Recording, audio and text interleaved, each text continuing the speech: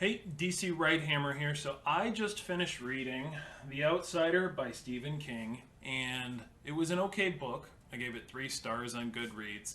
But what I noticed in the book is that major authors like Stephen King can break writing rules and get away with it, and I thought of 3 reasons why that's the case. Spoiler alert for people who have not read Mr. Mercedes, the 3 book series by King, and also The Outsider, the aforementioned book. So, spoiler alert, I'm going to be talking a little bit about what happens in those stories, and if you don't want to hear that, you can stop right now. So, quick synopsis of The Outsider. There is a brutal and heinous murder of a boy in an Oklahoma town, and the prime suspect, all the evidence, points to a baseball coach for the local high school that everybody knows and everybody loves, but all the evidence is basically saying this guy did it. And the book opens with this intense scene of busting him and arresting him at a baseball game with the whole town present to see, and all of the conflicting feelings and the hurt that the arresting detective is feeling because his son was coached by this guy and now he thinks that he's this brutal murderer, and it's just this crazy situation that happens. Again, the book was all right. It weaves in and out of being sort of just a hard-boiled detective book where you're gathering evidence and trying to figure out what's happening. There's some supernatural elements to it that the detective can't explain and refuses to listen to the conflicting evidence that is there in order to, decide whether they want to move forward with the case on this baseball coach or not. And then the book pivots after some really important events happen, and it becomes more about finding out what really happened rather than trying to prove the guilt of this baseball coach that was arrested.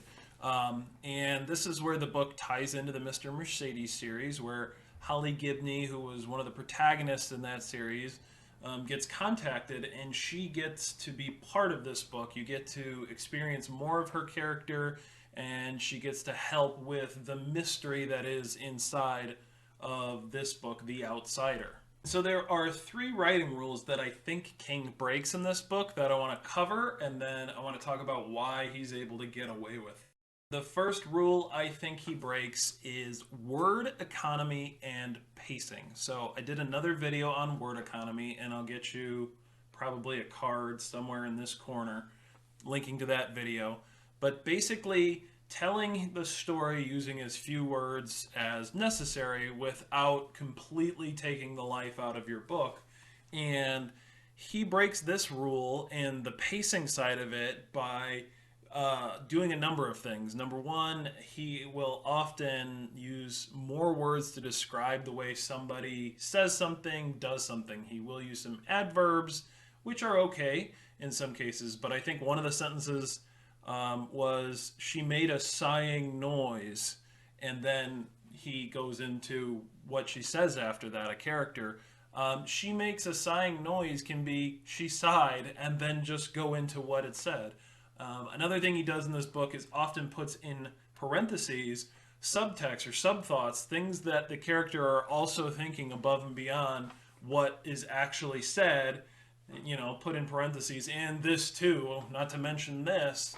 And that can be very distracting, and it's kind of looked down upon. Why do we need that extra context, or why put the parentheses to denote that? It's not necessarily breaking the rule. You can have parentheses in subtext like that, but it does sort of go against word economy in that sense. And then the last example of quote unquote word economy, but more towards pacing. King really does his best work when he's building suspense and building, these thrilling scenes that lead to the next ones. And in this book, he does that for 2/3 of it, really sets it up nicely, and it's super exciting. And then it kind of comes screeching to a crawl after that, where, we basically get 2 different meetings of groups of people, and the content of those meetings is the exact same. The emotions of these meetings are exactly the same, and the goals, what they're trying to do, everything about these two meetings of these two groups of people is exactly the same. And they seem to serve the same purpose to some extent. There is a little bit of difference with the latter group that happens near the end of the book, but in general, it's basically the same thing. And there's got to be a way to tighten that up to maintain the suspense and the thrilling aspect of it and not retell the same thing. It's basically you're trying to convince the reader two times of the same thing, and that's just not an efficient use of words and pacing. I think the next rule, number 2, that King breaks in The Outsider is he does a lot of telling rather than showing.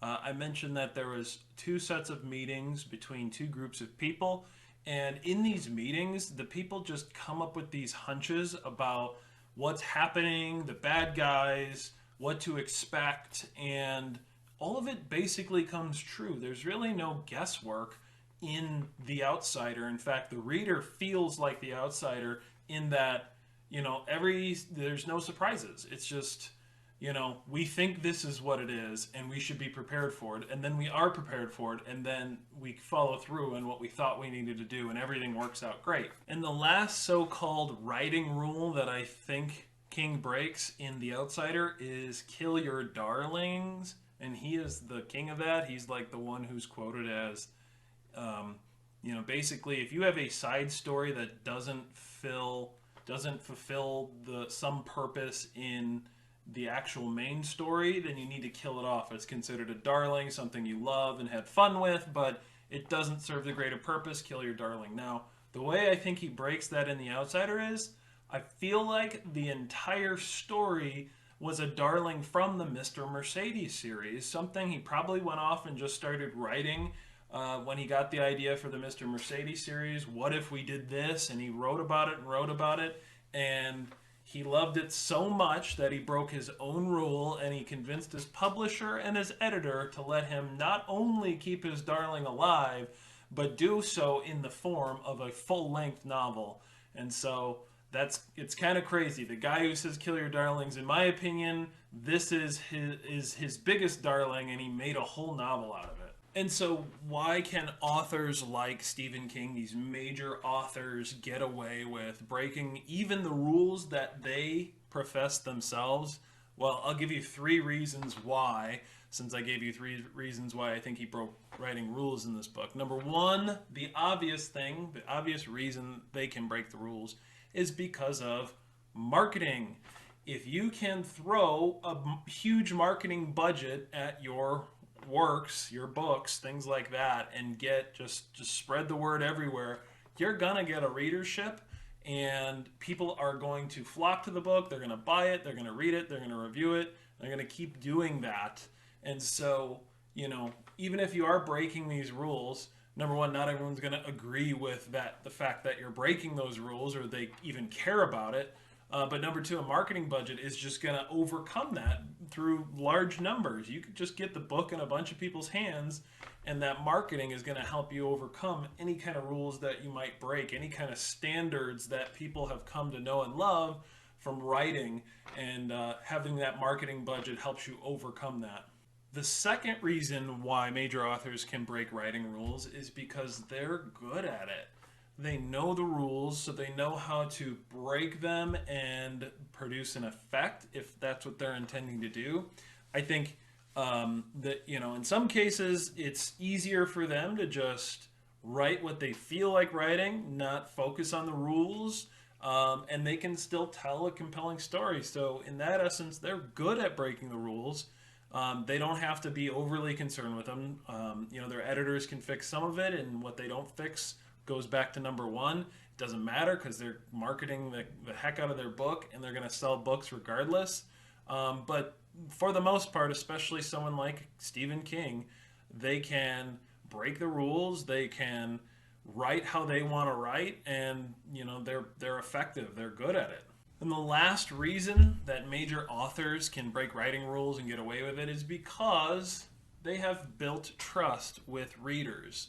And so a big name like Stephen King can get away with telling whatever kind of story he wants. He's written tens of, probably 100 books by now, and he's got a loyal readership, and he can write anything avant-garde he wants to write. He can go crazy with it at this point because he's built the trust with the readers, and he doesn't have to worry as much about rules. He doesn't have to worry about getting everything right. And obviously he has an editing team to help him with a lot of that, but even with that, he can just say, this is what I want to write, here's the book that I'm going to put out, and the readers are going to buy it, they're going to read it, most of them are going to enjoy it even if it's not his best work. And he can get away with it because he has built that trust writing so many good books over such a long time. And so to contrast this against indie authors like myself, I went in trying to break rules writing my first book. The problem is number one, I didn't have the marketing budget to back breaking the rules that I did, although the reviews that I do get, the people who have read my book enjoy it in spite of the fact that I broke rules. Whether I was good at it or not, I guess that kind of lends itself to the fact that I was pretty good at it, but other indie authors going in, if you're just breaking the rules just to break the rules, and you do have an avant-garde piece, you might be left with a really small audience, especially if you don't have a marketing budget to back that. And then finally, obviously, we haven't built trust with the majority of readers, outside of our little social circle of people who know us. And so they're not going to trust us breaking these writing rules. They're going to see us breaking them and think this person doesn't know what they're doing, thinking that they are trying to be odd or bizarre, or maybe they're breaking the rules because they don't know them, and again, they don't trust. They're not willing to suspend their writing rule knowledge that they have to take a chance on an indie author. They're looking for reasons with indie authors to basically say, you're indie for a reason, you're not published majorly because you're not good enough, you don't have the right connections, whatever it might be. And so that's why indies really can't get away with the same things that major authors can. But with that said, I think we should still try. And I don't think we should let major authors be the gatekeeper to being a writer or being an author, especially with how accessible self-publishing is these days. If you want to write something that doesn't follow standard writing rules or accepted writing practices, have a good reason to do that. Have a compelling story argument on why you want to break these rules and push the boundaries. We should do this, even though we might not end up with the readership of some major authors that are out there. We do have the freedom to tell the stories we want, how we want to. And so I encourage all of you to take those chances and do just that. So there you go. Let me know in the comments down below if you agree with me. Is The Outsider a rules-breaking, average linear book? Or did you think it was greater? Or did you think it was much worse than I did? And what do you think about my analysis of the way King broke the rules and how indies don't get that luxury? I'd love to hear what you have to say. Remember to subscribe to this channel if you like the content I've been putting out. Give this video a thumbs up, and I will catch you all next time.